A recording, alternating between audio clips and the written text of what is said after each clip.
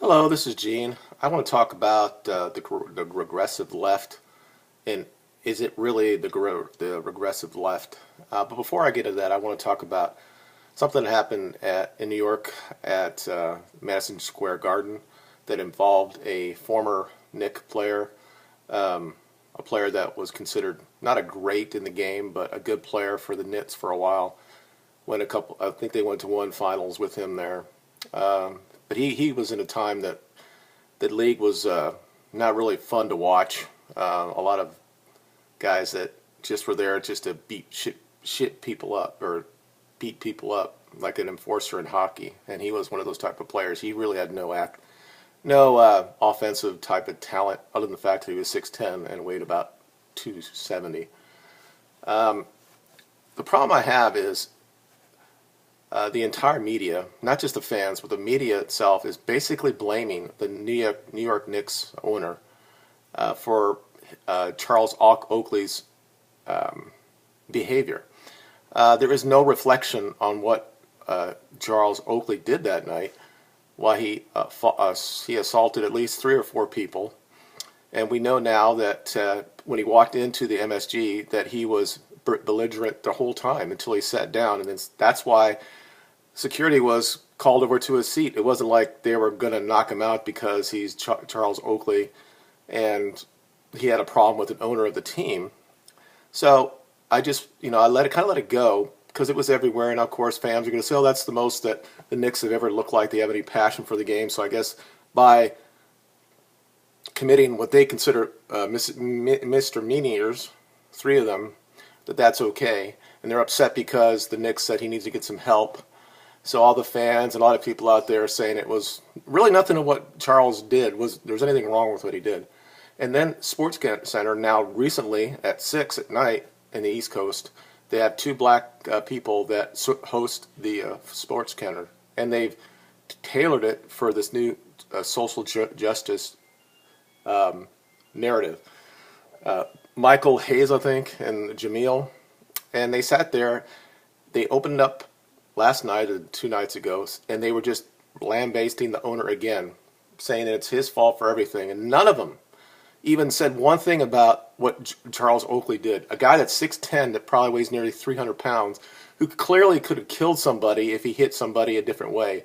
Somebody could have fell back and hit his head on something like that. But nobody's going to give him, he has no responsibility. So I actually tweeted out to Red Pill Tweets, who has a large YouTube channel and a presence on Twitter. I said, this seems like the biggest plaque privilege I've ever seen in my life.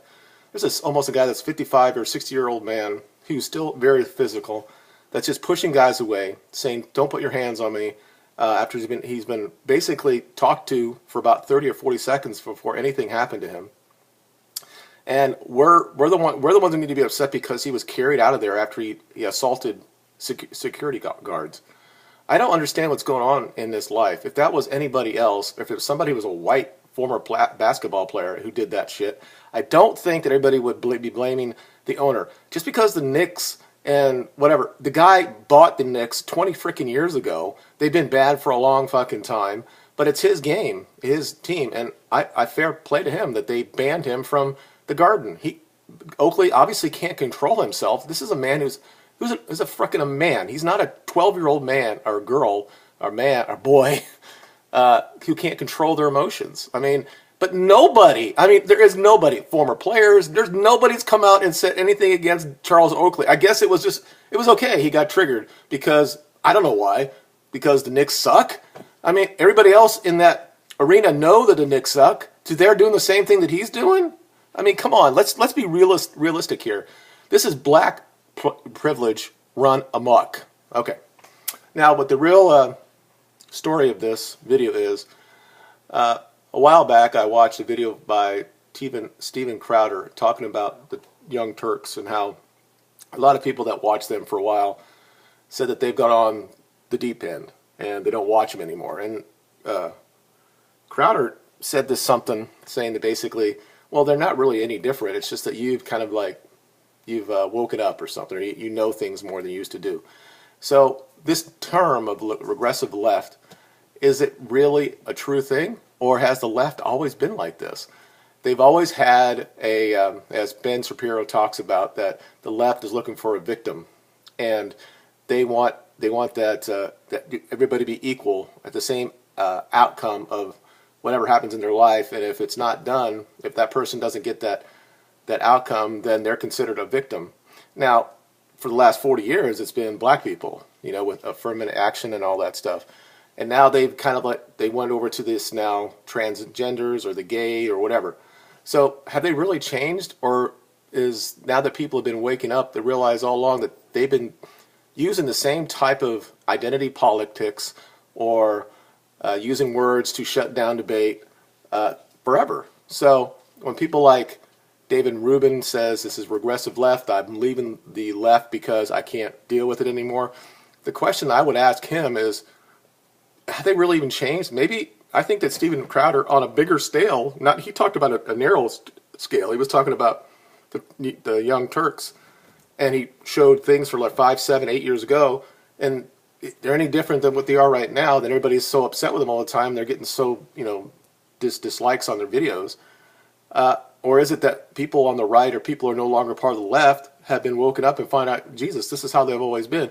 So if the young Kirks have not changed, and people liked them back then, has the left really changed, or has they just found a different people to blame? I mean, they've always, in the last 30 years, they blamed white men. It's just, it may be wrapped up over these last years, but have they really changed? And I think that this is something that needs to be asked. I don't have a huge platform, but there are guys out there like David Tracy that talks about this, him and David Rubin was the first guys that talk about the regressive left, them and Sam Harris, and they talk about this. So a lot of people on YouTube right now talk about the regressive left. I've talked about it, but I don't really think it is. I think this is what the left has always been. It's just now that the mask is taken off, and this is what the left is. So I think that we need to just identify that and then say, this is probably what's going on.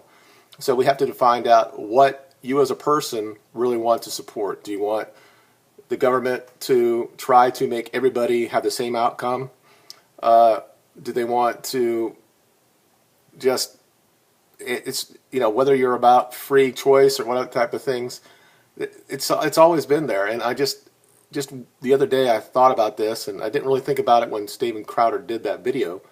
But now that I think about it, I think all along the people that actually were leftists, or people that were on the left side of the political ideology, just, oh no, I've woken up and I still believe a lot of things to the left. And this is the problem I have with Devin Tracy. He still says that he's still a leftist, but when you actually listen to him, most of what he talks about is the same type of thing, that he's not really part of the new left, that he hates regressive thought. He's very steadfast on his beliefs, and it's unfortunate because I think that he's smart enough that he knows that very soon we're going to know that scientifically that the fetus has feelings and that type of thing. I don't really want to go into the abortion issue, but it's part of it. And he's talking about, he's pro-choice and all that thing. And if he's somebody that actually believed in science, and we're going to find out that the babies are feeling pain and are very similar to a baby, early on, like around 4 or 5 months, and that maybe we need to limit abortion in this country.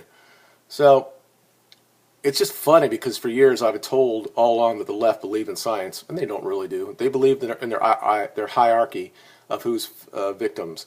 And like I said, for a long time it was the black man or the black woman. And the liberals in this country, the white liberals, have been paying all sorts of money, over trillions of dollars to this. And we find out on the left or on the right, we know that it's not actually working. But they've just changed it to a different one. And now they have social media, and they have a lot of people in print media and news media that supports these thought processes, these pseudosciences. So it's just become bigger, and it's more of a platform. And now they know that there's a guy in office that doesn't really, even though he's kind of is himself. I mean, Trump will want to do all this stuff for people. They're fighting back, and what we're seeing is what we always knew is there, that if something happens, that they're going to revolt, and this is what they're doing. So, like I said, this is a short video. Those who actually read this, I'm going to try to send this to Devin and to Dave and Ruben, maybe Sargon of God and some of the other guys that talk about the regressive left, guys that have a better, not a grasp of what I'm doing. I just can't talk as well as they do because of my issues. But I really believe that, as Steven Crowder says, that it's not really a regressive left. This is what the left is, and it always has been. And it's just we're being awoke to it. If you like this, please like it and share it around. Thank you for watching, and you guys have a good day. Bye.